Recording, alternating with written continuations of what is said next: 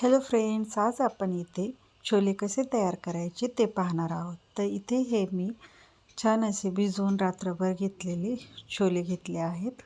हे पाण्यामध्ये भिजवले की असे टम्म फुगतात. थंड पाण्यातच भिजवलेले आहेत. तर इथे आपण काय करणार आहोत, अगोदर थोडंसं आपण पाणी गरम करणार आहोत आणि त्याच्यामध्ये चहापत्ती टाकणार आहोत. तर इथे आपल्याला काय करायचं आहे, कोरा चहा करून घ्यायचा आहे बिना साखरेचं. तर हे उकळलं की आपण याला गाळून घेणार आहोत. तर छान असं हे उकळलेलं आहे.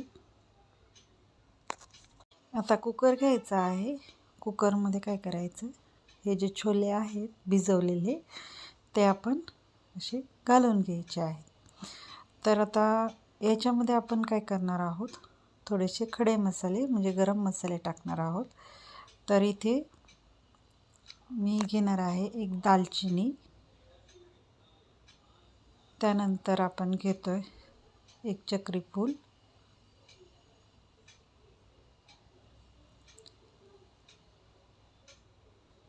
यानंतर एक मसाला वेलची,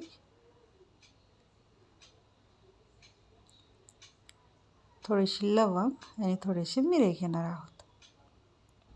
तर आता काय करायचं, हे गरम मसाले घेतल्यानंतर याच्यामध्येच आपल्याला घालायचं आहे पाणी.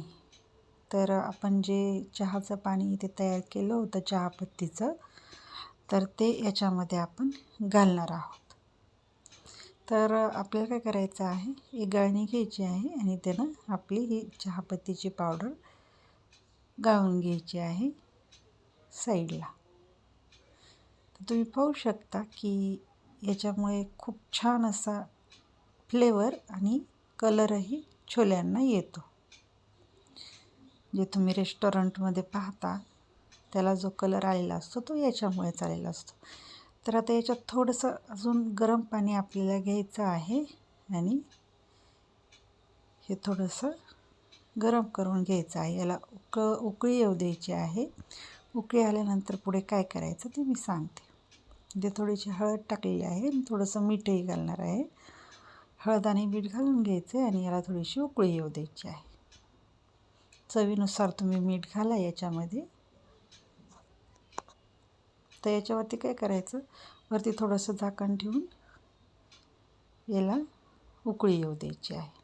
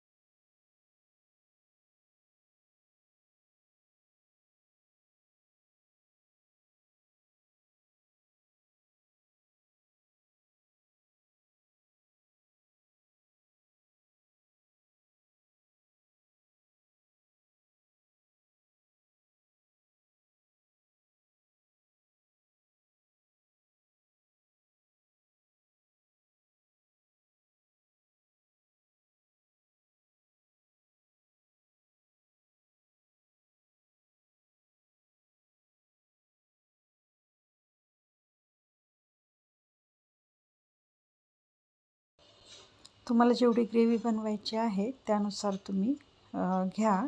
कांदे, टोमॅटो आणि लसूण देखील आपल्याला सोलून घ्यायचं आहे. तर इथे काय करायचं, सगळ्याचे लसूण आणि आलं पेस्ट करायची आहे. नंतर आपला कांदा देखील चिरून मिक्सरमधून पेस्ट करून घ्यायचा आहे आणि टोमॅटो देखील पेस्ट करून घ्यायचा आहे. तर इथे मी आलं लसूण तेलामध्ये घातलेलं आहे. हे व्यवस्थित असं आपल्याला परतून घ्यायचं आहे. तर आलं लसूण पेस्ट नंतर आपण इथे कांद्याची पेस्ट घालणार आहोत. ओबडधोबडच आहे ही. तुम्हाला जर फाईन पेस्ट हवी असेल तर तुम्ही तसंही देखील करू शकता. तर इथे आपण कांदा परतून घ्यायचा आहे व्यवस्थित. गोल्डन कलर येईपर्यंत आलं लसूण पेस्ट आणि कांदा परतायचा आहे. जोपर्यंत आपल्या तेल सुटत नाही कढईला तोपर्यंत हे छान असं परतून घ्यायचं आहे. तर हे परतून झाल्यानंतर काय करायचं, आपल्याला जोपर्यंत छान परतत नाही तोपर्यंत असं हलवून याला छान असा गोल्डन कलर येईपर्यंत परतायचं आहे. आणि याच्यानंतर काय करायचं, टोमॅटोची पेस्ट देखील आपल्याला छान कढईला तेल सुटेपर्यंत परतून घ्यायची आहे. तर आपण जेव्हा भाज्या करतो ना त्यावेळेस कांदा आणि ही जी पेस्ट असते, आपण पनीरची भाजी करू वा कोणतीही भाजी करू, याच्यामध्ये जेव्हा आपण कांद्याची किंवा आले लसूण किंवा टोमॅटोची प्युरी जेव्हा वापरतो तेव्हा त्याला छान असं तेल सुटेपर्यंत जर तुम्ही त्याला परतलं नाही तर भाजीची टेस्ट बिघडू शकते. सो ही खूप महत्त्वाची प्रोसेस आहे की जेव्हा पण आपण कांदा आणि टोमॅटोची प्युरी वापरतो भाज्यांमध्ये तेव्हा ती छान अशी गोल्डन कलरवरती परतायची आहे, जोपर्यंत त्याला कढईला आपलं तेल सुटत नाही तोपर्यंत. त्याशिवाय त्याचा कच्चेपणा जात नाही आणि आपली भाजीला टेस्ट येत नाही. सो हे खूप महत्त्वाचं आहे. तर नेहमी लक्षात ठेवा, भाज्या करत असताना आपल्याला व्यवस्थित कांदा टोमॅटोची प्युरी परतून घ्यायची आहे. तर इथे आपण टोमॅटोची प्युरी देखील इथे घालून घेतलेली आहे आणि ही देखील छान अशी तेल सुटेपर्यंत आपल्याला परतवून घ्यायची आहे. ही व्यवस्थित परतल्याशिवाय आपली भाजी ही व्यवस्थित होत नाही. थोडंसं मीठ घालायचं आहे.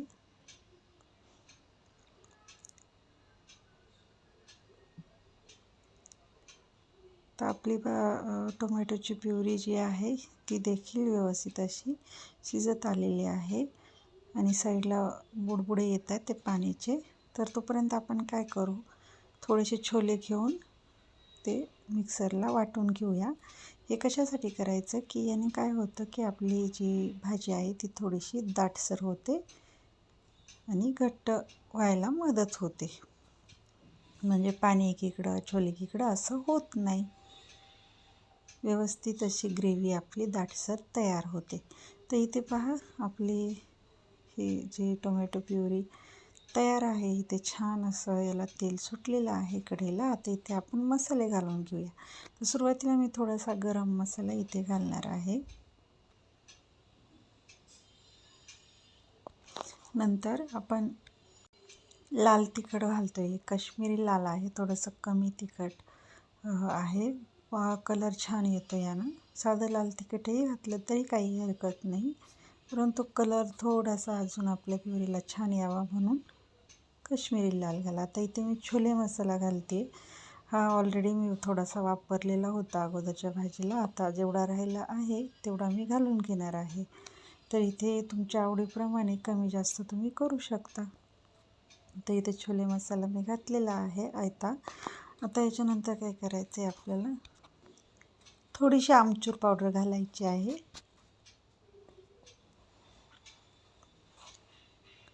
त्यानंतर आपण काय करायचे, कसुरी मेथी घालायची. कसुरी मेथी काय होते, थोडीशी सादळते म्हणून गरम करून घालायची आहे.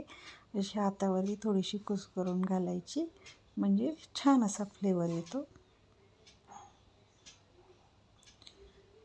ते छान असं मिक्स करून घ्यायचं आहे आपल्याला. प्युरीमध्ये मसाले छान असे मिक्स करून घ्यायचे आहे. तर आता आपण जी पेस्ट तयार केली होती छोलेची ती घालून घ्यायची आहे.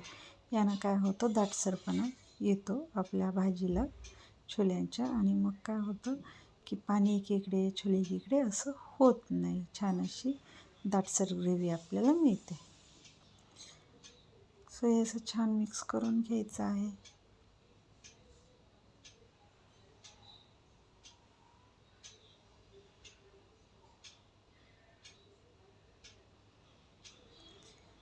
तर आता आपण इथे आपले छोले इथे शिजवलेले ते घालून घेणार आहोत. तुम्ही पाहू शकता किती छान असा याला कलर आलेला आहे.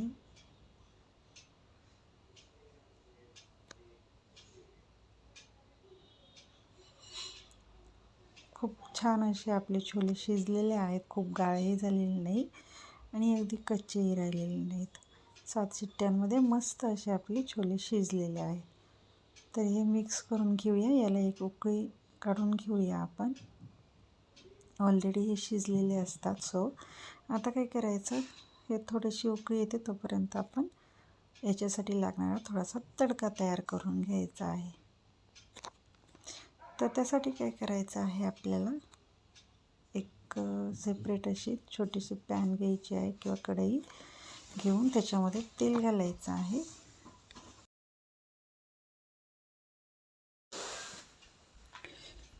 थोडंसं तेल गरम झालं की आपण याच्यामध्ये खरं तर हिंगही घालू शकतो, परंतु हिंगची टेस्ट मला काही जास्त आवडत नाही, सो मी ते स्किप केले.